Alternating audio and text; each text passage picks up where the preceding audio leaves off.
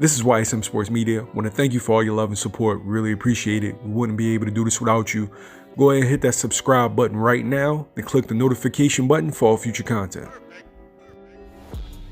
So I watched the Errol Spence media workout, and the first thing I noticed was his face. Looked kind of sucked in. He might be cutting too much weight too fast. He looked as if he was already ready for the weigh-in. You know, that drained look that a fighter has at the weigh-in right before they rehydrate? That's how he looks 2 to 3 weeks out. That may be a problem.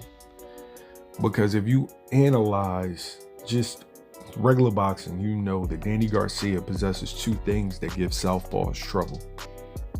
The straight right and the left hook, and he has power in both. And Errol Spence isn't exactly what you call a mover.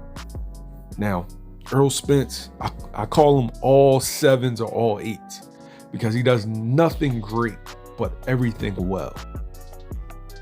The only knock I can say is that he stands in there a little too much, like 1 to 2 seconds long.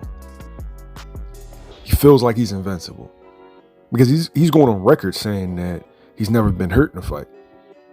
If he tries that in this fight, coming off the accident, Danny's going to chop him in half.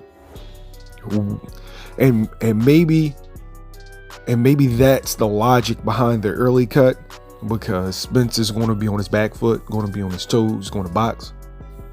Because with his natural style and Danny's natural style, it's going to give Danny a lot of opportunities to counterpunch. And we know Danny Garcia, he has great timing. He's not really fast. Footwork isn't great, but his timing, impeccable. And if you give him enough cracks, he will land something that will hurt you. Now, we don't know if Errol can take it. Maybe he can. Maybe Errol walks through the punches and delivers his own stuff. But the closer and closer it gets to fight date, I'm leaning towards Danny Garcia. Now, before the Errol Spence fans jump on my ass, let me just give you some reasons why. As I said earlier, Danny possesses the two things that give southpaw problems: a straight right and a left hook. We all know that Errol isn't really sound defensively. His size is his defense. So he relies on him being the bigger man, being able to absorb your blows while delivering his own power. And we all know Errol got some steam behind them punches.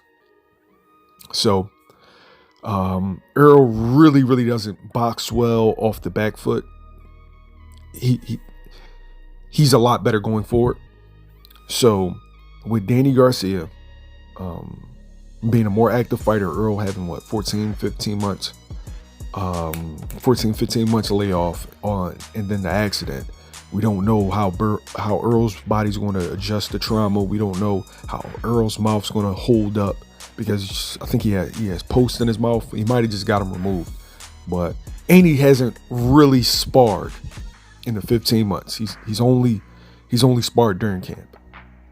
So there's a lot of unanswered questions in regards to Errol that I'm starting to lean towards Danny. And if this was before the accident, nothing ever happened, I would have Errol wide UD, because we all know Danny has a beard, and he may not stop Danny, but I predicted he would have beat him up.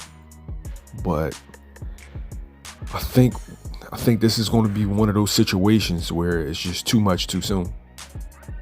I could see Errol gaining momentum, landing good shots, feeling himself, and letting his guard down. And then that left hook comes out of nowhere. I feel like the right hand's going to bait him, and then the left hook's going to come out of nowhere and rattle his cage, and Danny may end up finishing the job. Like, I feel like that is very, very likely. I think they should have started with a tune-up. Maybe the IBF mandatory. Let him get his feet wet. This going into a fight with Danny Garcia after what Errol put his body through, it just didn't make sense. But we'll see. I feel like Danny Garcia is being slept on. I feel like this is going to be a very entertaining fight. and Danny Garcia is going to pull off the upset. And probably Errol's going to come back a better fighter, because I think it's the accident and all the questions in the air that's going to be the downfall, not necessarily his boxing skill or boxing ability. I mean, naturally, there's some things that Errol does that gives Danny a chance, but it's the health. I'm not 100% sure Errol is healthy. Something just seems off. But you let me know in the comments below, who do you think is going to win this fight? And who do you want to see each fighter fight next if they win? Don't forget to like, share, and subscribe. YSM Sports Media. We out.